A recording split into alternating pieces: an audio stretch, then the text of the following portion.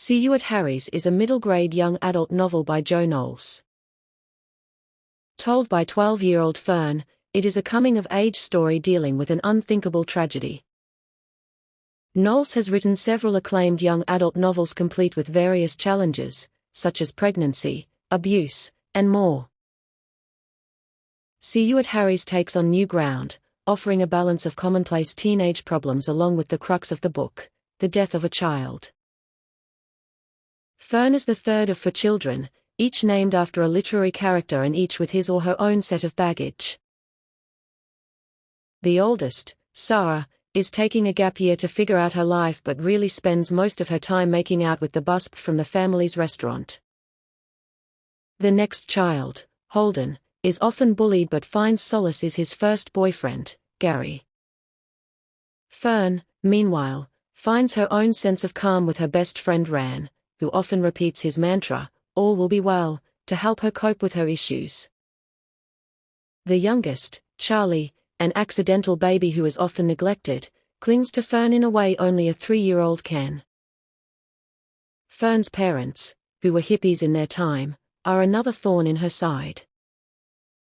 They run a restaurant and ice cream parlor called Harry's and are attempting to push the ice cream side with embarrassing marketing ploys, such as TV commercials and neon shirts.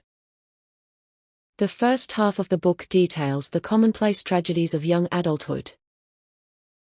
It primarily deals with 14-year-old brother Holden, who is secretly gay, although his family are all aware and just waiting for him to declare it.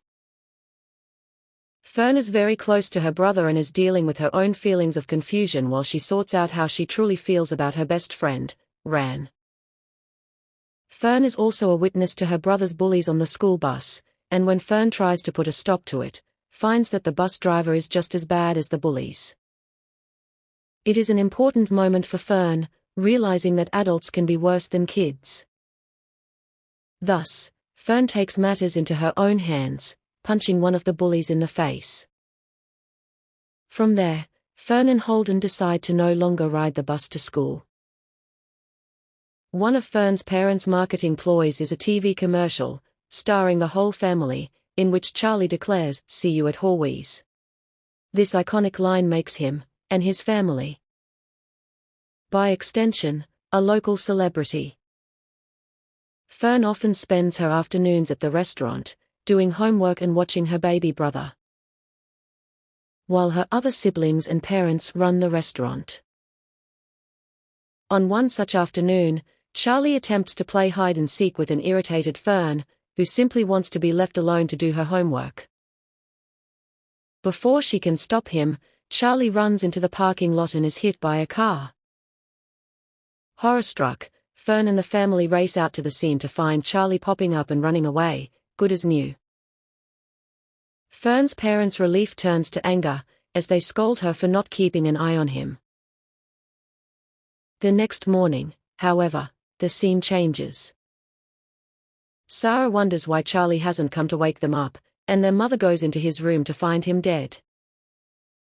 Fern hears the wailing but isn't sure what to make of it until she sees Charlie, limp and lifeless, in his mother's arms.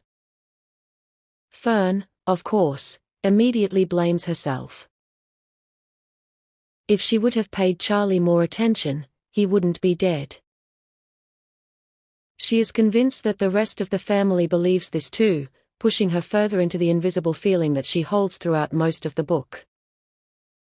The novel then dives into the grieving process. Fern's mom is more absent than usual and locks herself in her room. Sarah slowly transforms from a bossy teenager into a caring and attentive older sister, sticking up for Holden when their father forbids him from seeing an older boy. Fern continues to wrestle with her guilt and grief, but her friends Ran and Cassie are by her side, pulling her out of the cloud of grief and forcing her back into the present with reminders of homework and the homecoming dance. The novel ends with an uplifting moment. Ran kisses Fern at the dance, and Fern decides to let go of Charlie. While it is clear that the family's troubles aren't over, it offers the hopeful ending that is so important in middle-grade novels.